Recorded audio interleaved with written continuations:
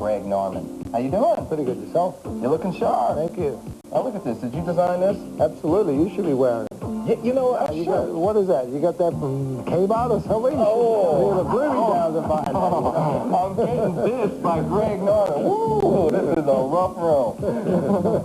You know, my grandmother knitted this for me. I know. That's No, good. she You got to keep it on of that. Oh, yeah, she knitted it, so it's grandma. You know. This belt isn't yours, is it? Yes, it is. Is this a Greg Norman belt? Yes, it is. Well, you know what? That's a sharp belt. What do you got on that? I have a belt almost similar to that, but it's not quite as sharp. Not as good as that. Yeah. So you gotta buy it. Yeah. Got to buy it. That's the belt. We have plenty of selection of belts. We got shoes, we got belts, we got wallets, we got key rings, we got golf clothes, we got sportswear, we got jackets, we got ties. Man, you've got it all. Well, I guess I don't have it all. We're working on it, though. I guess this is what they would call the Greg Norman collection.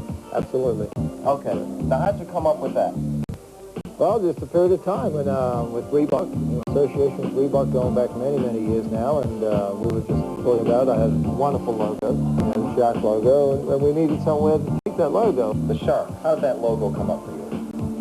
Well, I was always tagged the Great White Shark since 1981, and actually the logo, I wish I could remember the guy's name, but he did work for Reebok, but we were sitting down just going over different types of logos and how we could do it, and he came up with a multicolored shark, because that was our theme of our base colors, you know, the Outback colors, and he came up with a multicolored shark, and boom, it's stuck ever since, and it's worked very, very well for us. How long have you been playing golf?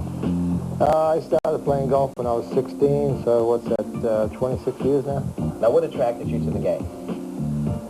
I would have to say the individuality of it. You know, I played a lot of team sports, and you know, when you play team sport and you put in a good performance, you lose, you feel hollow. If you put in a bad performance and you win, you feel like you've let that team down or you've left yourself out of it. So all your rewards and your agonies and your ecstasies come to you because of what you've done. And to me, it's the toughest sport I've ever played, and it's the most rewarding sport internally and morally and ethically, and everything I've experienced in life, really, I haven't experienced anything as much as what you do on a golf course. Now, you have the natural talent, but you also have the discipline. So how many hours a day were you playing to get to the level you're at? Well, like in anything, you know, if you go to any successful businessman or woman or yourself, if you're going to do a good performance, you've got to do your homework. And your homework is really not the time you spend on the golf course, it's the time leading up to that. You're talking 10, 12 hours a day. And, you know, when you play golf, you work 6 days a week because you've got to be there on a Tuesday and you play until Sunday, and Monday's normally a travel day. So you're really constantly going. There's no time off. The only time you got off is when you say, I'm going to take 2 weeks off. And if you don't perform on the golf course, you don't get paid.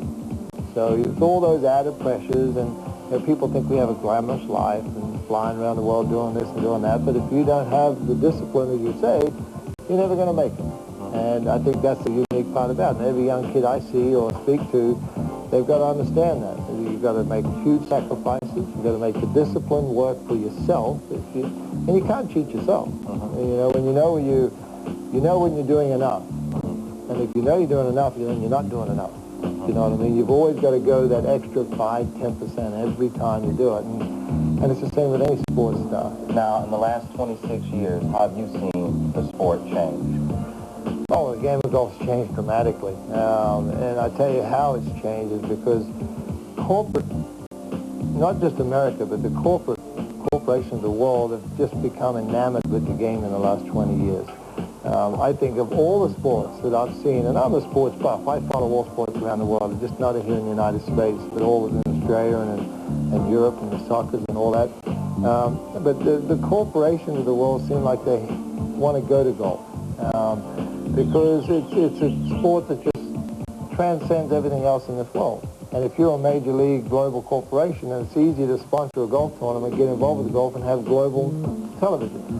The only other things I can see of that would be soccer and Formula One racing on a global basis.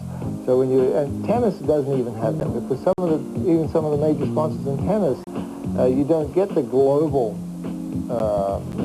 media exposure that you can. So in golf you do, and that's why I think corporate America, not in corporate America, but corporations of the world have gravitated to it. And the athletes in the game of golf, we love it.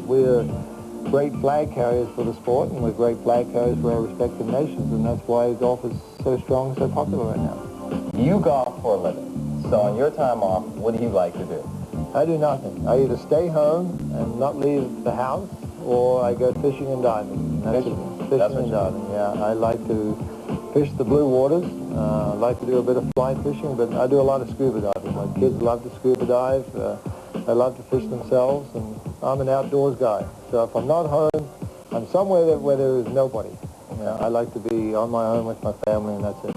Listen, man, I really appreciate it. You're terrific. Now, the sweater, I'll let my grandmother know you really like it, and we'll I'll work get you a on that. couple. We'll work on that. You Okay. give your address. Grandma, he loves it. Grandma, he loves your sweater. Okay, Grandma, stop crying. My grandmother's at home crying because she didn't like her sweater. Greg Norman. All right. Thanks a lot. All right. Okay.